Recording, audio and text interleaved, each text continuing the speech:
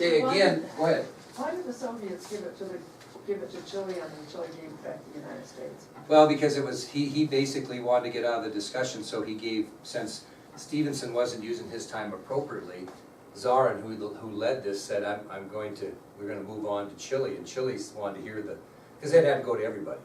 So, Okay. So Chile said, no, I'll Okay. give my time because I want to hear the story. Yeah, basically. okay, I didn't know if Yeah. that was planned or. Just as a footnote, those photographic aircrafts were Corsair 7Es.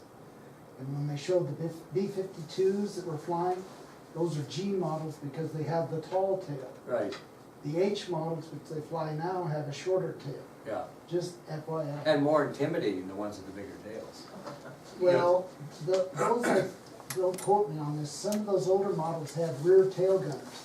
They now have that rear tail gun as a Gatling gun, and that gunner sits in the cockpit area with the navigator and weapons officer. Yeah. So, but those have the older engines in them, they weren't updated engines, so they weren't as fuel efficient, weren't as powerful. The B-52s. Yeah, but just, you know, and I don't know if they were Gs at that time or not, so I was looking for, you know, Yeah. something in that photograph to kind of relate to. Yeah. I'm not well versed enough with the aircraft to tell you that, I don't Yeah. think, but that's, yeah. Well, Kennedy receives a telephone call from Secretary of State McNamara. He's still at the Pentagon, and he informs the President that the Navy actually lost location, one of those 6 tankers. Remember they said, leave them alone, they're still so many days away. And that particular tanker was the Grozny. It had crossed the quarantine line that morning. Well, after trying to signal the Grozny for over an hour, Admiral Anderson contacted the Pierce and ordered them to follow those rules of engagement for a ship running the blockade. Remember, the Navy would shoot a warning shot across the bow of the Soviet ship. If the ship ignored the warning shot, the Navy would fire at the ship's rudder, disabling the ship, and carry on with the inspection. Now, do you remember, Kennedy said there'd be no firing upon any ships without his express permission. Well, Anderson followed the rules of engagement, but he didn't fire live shells, but he fired flares across the bow of the Grozny, thinking that the President would be okay with that, not firing live ammunition.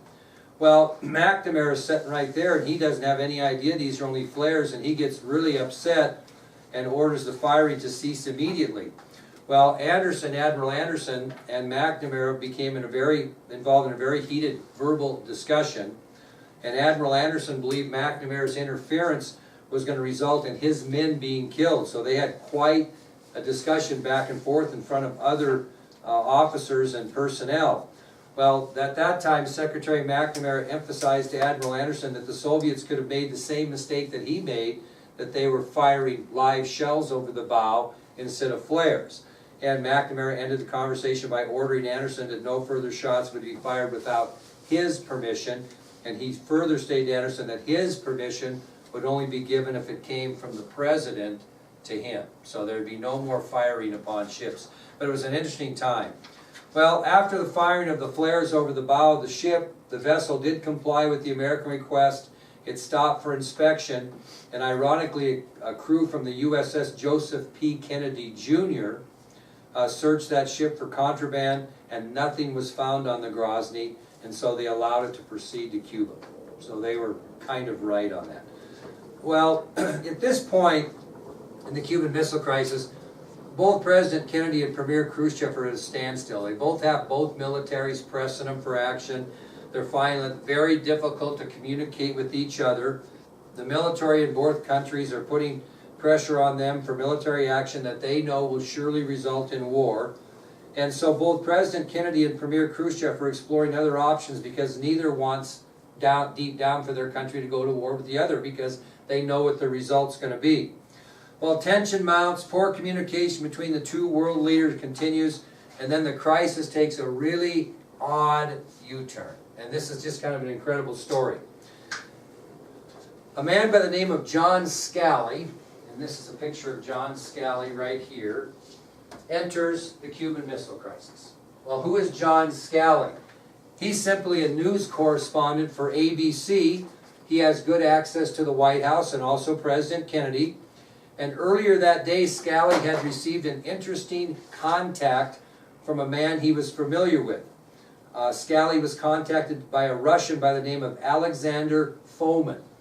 And Fomin was actually a Soviet KGB officer and a top Soviet spy in the United States that was posing undercover as a journalist in Washington, D.C. And nobody knew that at the time. And so the reason that he contacted news correspondent Scally is because he wanted to meet with him downtown close to the White House. And Scally listened to Fomin, not having any idea what he might want, because he sees him as a Soviet journalist in the United States. So Scally agrees to meet with Fomin, and at their meeting, Fomin asked Scally if he would be willing to pass some information on to President Kennedy from Premier Khrushchev. And Scally's thinking, whoa, what's the deal here? And he gets curious, and he said, well, what do you want me to pass on to the president from Premier Khrushchev? And he said, the Soviet Union would remove the missiles. And the missiles that were removed from Cuba then would have to be returned back to the Soviet Union. The construction pads in Cuba would be dismantled, and what the United States would have to do in return is promise they would never invade Cuba. So Scally goes to this restaurant expecting to meet with a regular Soviet journalist and finds out that this guy is really a Soviet spy in the United States with the ear of Premier Khrushchev. And Premier Khrushchev, not allowing his military to know this, has gotten a hold of Fomin and said, see if you can find a contact in the United States that would agree that if we remove the missiles and we're allowed to bring them back to the Soviet Union and we'll take down those construction launching pads if the United States promises not to invade Cuba. Well, Scally agrees to pass this information on to President Kennedy, and he arrives at the White House and he's escorted by Secretary of State Dean Rusk. And since he arrived without an appointment, it kind of irritated Kenneth O'Donnell. But when O'Donnell was told by Rusk what the nature of Scally's visit was to see the president, O'Donnell sent him into the Oval Office to meet with President Kennedy.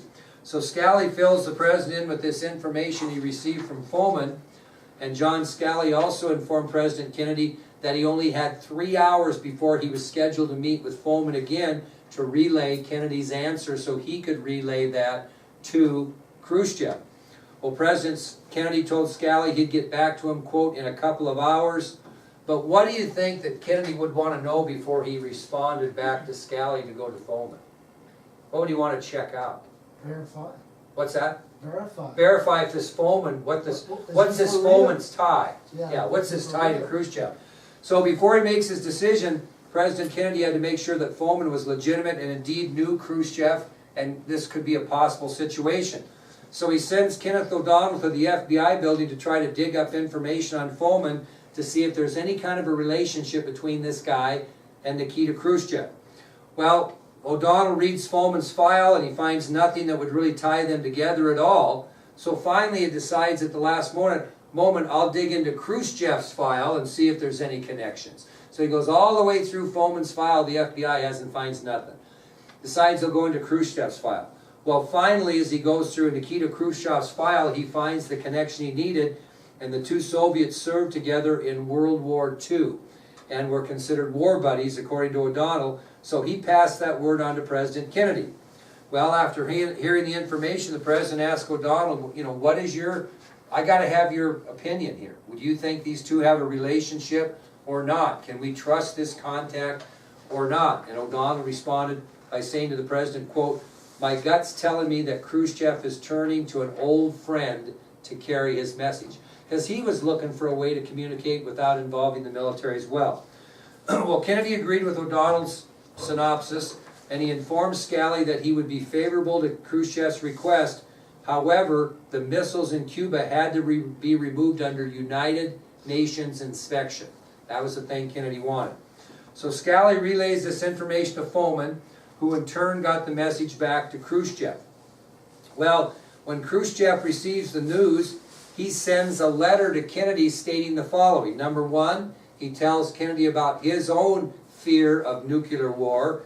And number two, an offering of removing the missiles and missile launching pads in Cuba if the United States would lift the quarantine zone and pledge they would not invade. So Kennedy added a little bit under UN inspection, and Khrushchev added a little bit that they would have to lift the quarantine line also. So at this point, the crisis looks like it's coming to an end.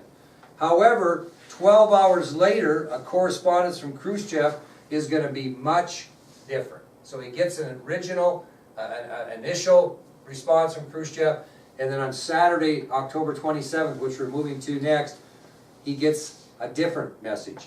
The morning of October 27th of 1962, Kennedy receives a news bulletin from the Soviet Union from Premier Khrushchev, and this news bulletin contained information that was much different than the first letter President Kennedy had received the day before. And this news bulletin stated that the Soviet Union would only remove the missiles and construction sites in Cuba if the United States agreed to remove their missiles in Turkey. And he received that the next day. Well, President Kennedy, his advisors were horrified. How could he change his mind that drastically in just 12 hours? Now, even ex-com thought there might have been a military coup in the Soviet Union and that Khrushchev had been overthrown. They really believed he might have been to change his mind that quick. So if the military was giving this ultimatum, it presented an entirely new scenario if Khrushchev was no longer in power. Well, at that time, President Kennedy gets more information that might force him to order the airstrikes and invasion of Cuba anyway. Not only does he get this letter of a reversal, but he also got information that the Soviets had implemented a crash program in Cuba to get their missiles operational. New spy plane photos confirmed that some of the missiles were already operational and all others would be operational within 36 hours. So the 36-hour window, every missile in Cuba is going to be able to be fired. The Soviets had also deployed battlefield nuclear weapons to Cuba. They brought them in there called frogs, and they were basically short-range tactical nuclear weapons to be used on American troops when the invasion occurred. So President Kennedy now is getting incredible pressure from the military after receiving this information. And LeMay warns the president again on the 27th, the longer we wait, the harder it's going to get. At what point in the movie they said that we're going to leak to the Soviets? They did that with the Lippmann, and I think that Was that what initiated this correspondence with Khrushchev? I think it could have, but wait till we get. I think it very much could have. That the Soviets thought, well, maybe the Americans will trade. I think that was. There's no doubt that I think that had something to do with that. I was getting confused with your timeline compared to Yeah. the movie. Well, but wait till we get to that because okay. Well, finally, when he's getting pressure from the military, Kennedy approves the following. He issues pre-invasion orders to American military forces. He orders General Maxwell Taylor to prepare the military to execute the airstrikes the morning of Monday, October 29th, and he approves required further U-2 fly missions to finalize the pilot's target folders for the airstrikes on Monday morning. So he's basically preparing for war here. He's preparing for airstrikes followed by invasion with all this information he got and the fact now that Khrushchev wants to trade missiles in Turkey for missiles in Cuba.